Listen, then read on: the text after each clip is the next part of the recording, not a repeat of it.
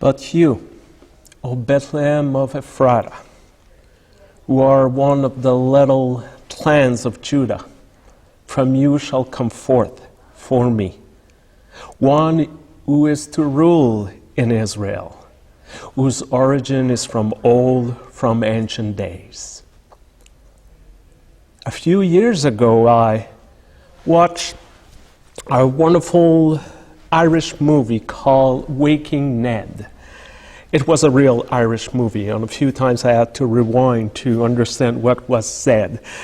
In a nutshell, the story of this committee revolves around a national ticket lottery bought by Ned Devine, Waking Ned, who unfortunately died of a heart attack when he discovered he has the winning number.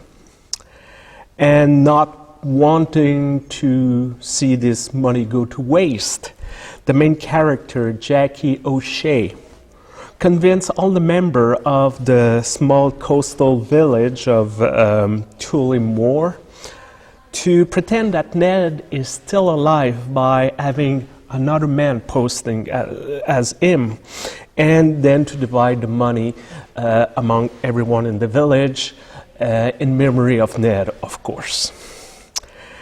One very poignant scene in this movie is when the lottery official is closing in to confirm the prize.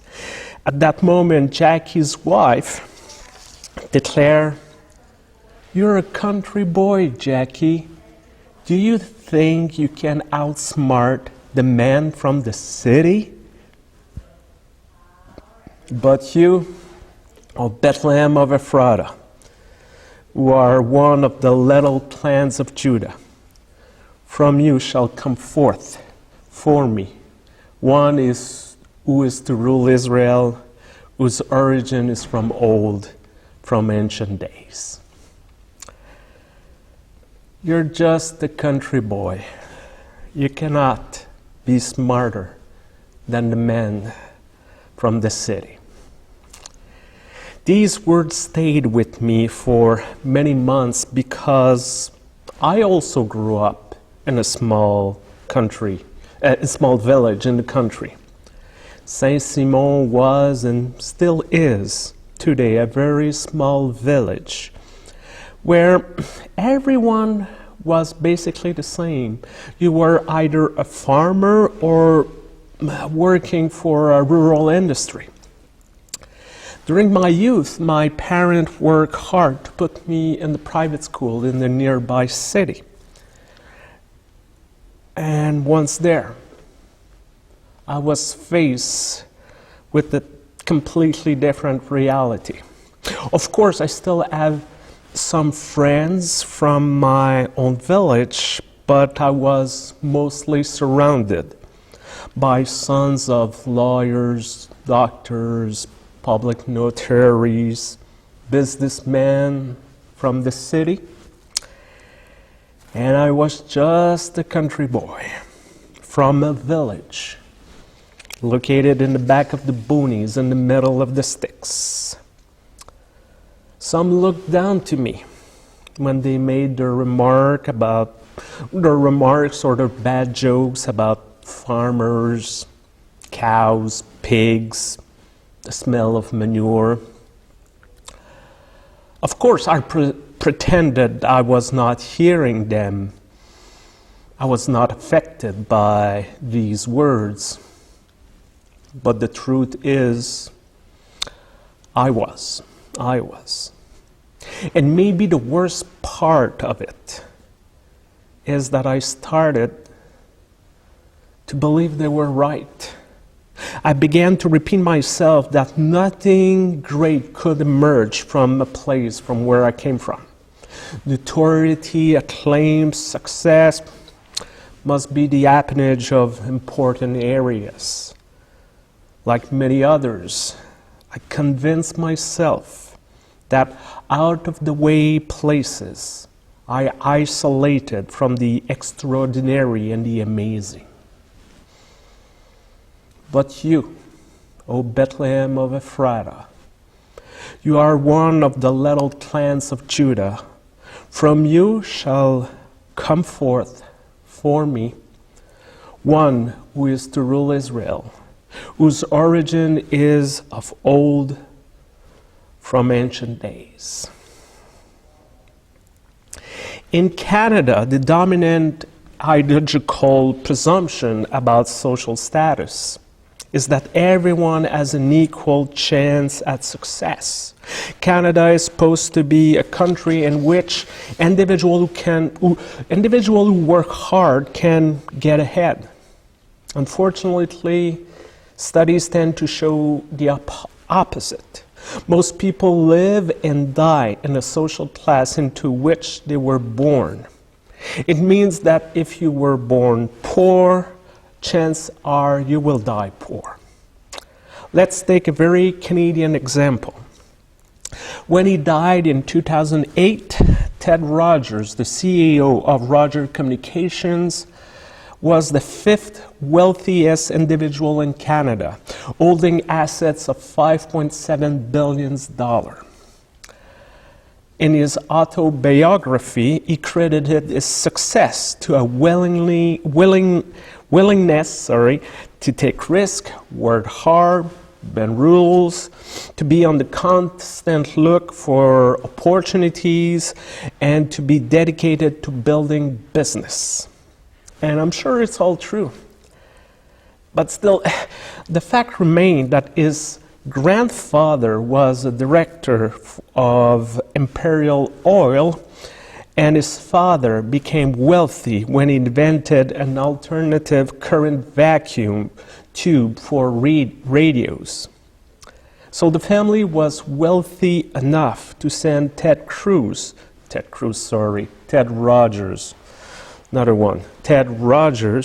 to Upper Canada College, the famous private school that also educated children from the Black, the Eaton, the Thompson, the Weston families. And the rest, as they say, is history. Let's take another example.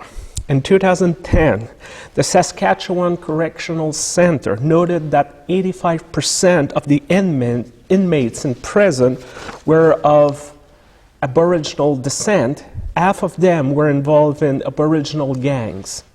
In some respect, these men were a lot like Ted Rogers in that they were also willing to seize opportunities, take risks, bend rules, and aspire to make money.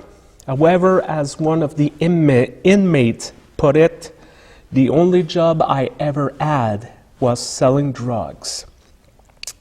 Hard work and talent are not necessarily the key to success. Privilege, birthright, prejudicial treatment, societal values and origins have a deep impact on who is able to rise to the top and who will remain at the bottom. But you, O Bethlehem of Ephrathah, who are one of the little clans of Judah, from you shall come forth for me one who is to rule Israel, whose origin is of old, from ancient days. From the little we know, the prophet Micah came from the village of Moresh Gath, about halfway between Jerusalem and Gaza. He was a contemporary of another known prophet, Isaiah, and yet the two had a different outlook on their society because of their different status in the Judean society. Micah was a common man from the country, while Isaiah was more an aristocrat and received, when growing up, the best education the capital could provide. Guess whose book has 66 chapters and whose only have 7? Just saying. So one day Micah claimed, "But you, O Bethlehem of Ephrathah, who are one of the little clans of Judah, From you shall come forth for me one who is to rule in Israel, whose origin is from ancient days. Well, since King David was originally from Bethlehem, everybody surely understood the reference to the old and ancient days and for this future ruler of Israel. And yet I would not be surprised if someone went to the prophet and said, "Come on, man, we all know it happened once, but it was an exception. It cannot happen twice. Don't push it." As you said, this is one of the little clans of Judah. This is not the kind of place that produce one great leader after another. Great people does not come from small and insignificant place like Bethlehem of Ephrathah. Let's be serious, my friend.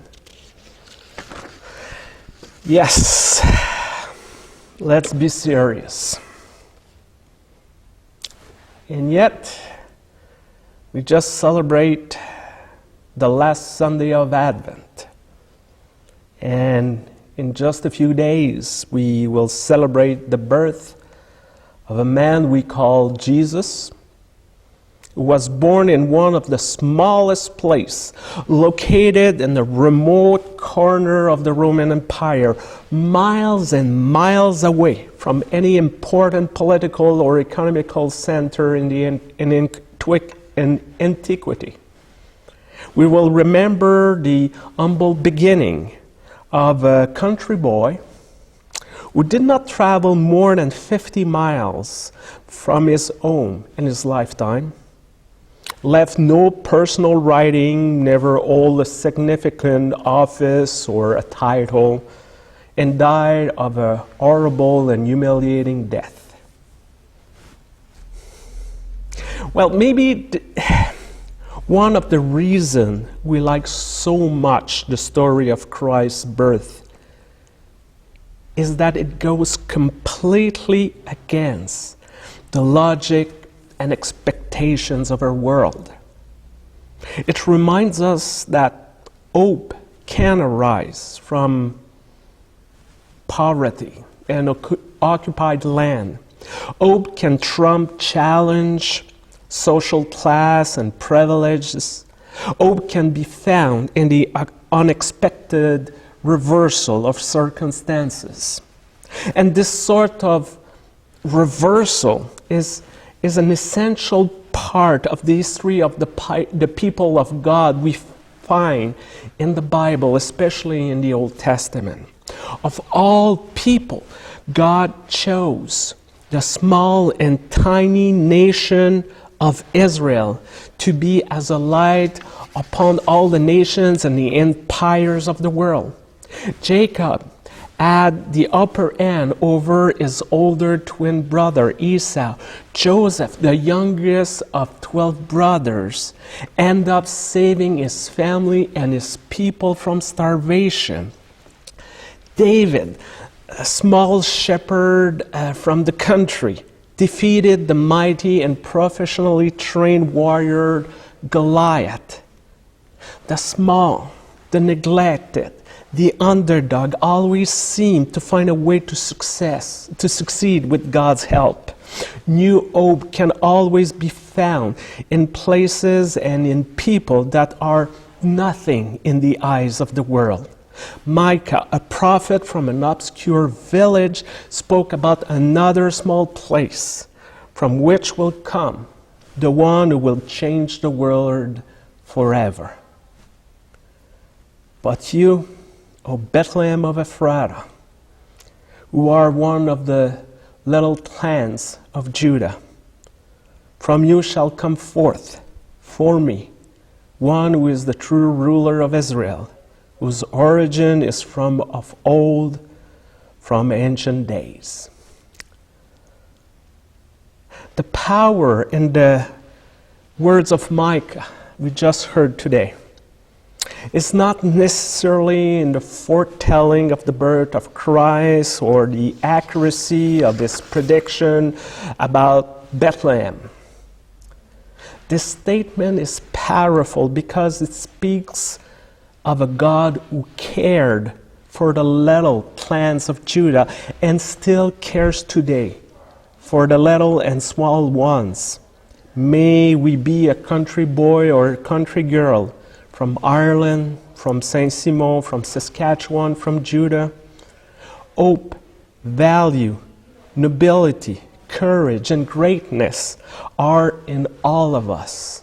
It can be found in all of us, regardless of where we come from. And for this, thanks be to God, and amen.